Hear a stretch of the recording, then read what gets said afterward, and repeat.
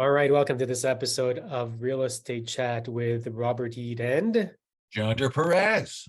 and Robert, did you know that home buyers are buzzing, yet sellers are unsure of what's happening in the market? Yes, I knew that. And as a matter Well, of fact, why wouldn't they be?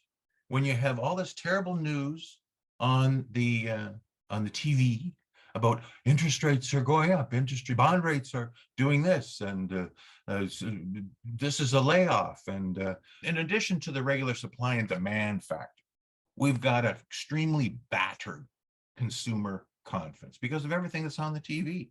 And everybody has an opinion of where interest rates are going to go. Are they going up? They going down? And whatever you think, then you anticipate that and you plan your action based on that. So nobody is rushing. And can you blame? and so it becomes, what do you call it, a self-fulfilling prophecy, right? So let's look at these two articles that Robert shared. And the first one is home buyers are buzzing again, but where are the actual sales talking about basically the first part, first half of the year, not as confident, but in spite of the slow start, the governing bodies of real estate and organizations are suspecting that the second part of the year is where the interest in real estate and the confidence returns to the market. Keeping in mind, March, we're anticipating another announcement from Bank of Canada with regards to interest rate policy, and it's being predicted or at least anticipated that that's not going to lead to much of a bump up. And the last one, of course, being just a quarter basis point or 5 basis points.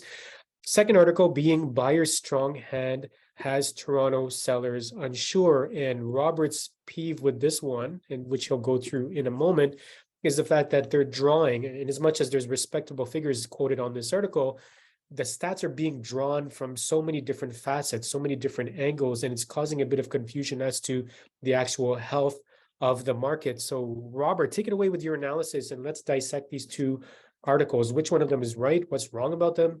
Buyers buzzing, sellers are hesitating. What's the reality? Okay. There are many types of statistics. And when an article gets created, normally they like to talk to two or three different commentators. And when the two or three different commentators all are using different terms of reference, somebody's using an annualized price metric. Somebody else is using this month a year ago. Someone's using index, the house price index, where they take a typical house and they adjust it and seasonally adjust it. So, and making comparisons based on a national scale rather than Toronto. And most people don't care about anything outside of Toronto because they don't live inside. So then you get people who are making comments about the first halfers and the second half. And guess what they're saying? They're saying that it's going to be a little bit rough as far as I can see, and beyond what I can see, it's going to be much better. Well, what kind of nice guess? Okay, but it's just silly.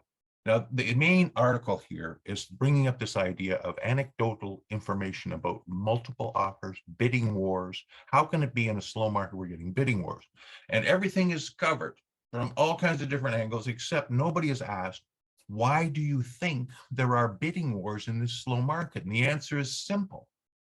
There is a tactic called list low and hold, where if you want to get $1 million for your property, you put it on the market at $850. And then you say, I don't want to see any offers for 9 days. And in the 9 days from then, you're hoping to find someone who knows that it's worth more than $850 and gives you 1.1 in what we call a preemptive offer, all cash, no conditions, no fooling around, take it or leave it, buddy, here you go. And that's what you're trying to get. The whole objective of this list low is to bring the attention to your property. And that way it's brilliant. If you list 7% to 17% less than what your true expectation is, you will get activity, because that takes all of these hesitant, battered, bargain hunting buyers off their seats and says, look, this is a great one, let's go see it.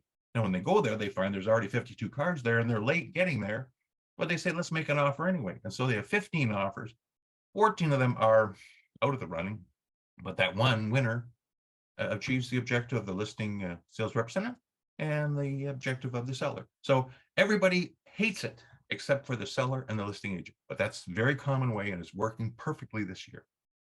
So it's about having your foot on the ground, basically, or being in the trenches. And that's sort of what we allude to in terms of the media. I'm sure the media is great at trying to cover what's happening. And of course, there's let's face it, there's a spin to things. Just as you watching this and subscribing to this and clicking like on this may think that, hey, Robert and John, they're real estate agents, they're practitioners, they're registrants. Of course, they're pro real estate. Of course, they want us to buy a house. And our answer has always been do what's right for you. But understanding all of these different market dynamics, such as why multiple offers and bidding wars are happening, and the strategies that are being used by the sellers to attract these buyers, and the reason why buyers are coming in, but these sales are not quote unquote happening or not being seen. This is all part of understanding what the dynamic is at the ground levels and the everyday activity of the real estate market. And so, Robert, you talked about as well with regards to the stats being, you're looking at national stats, you're looking at local stats.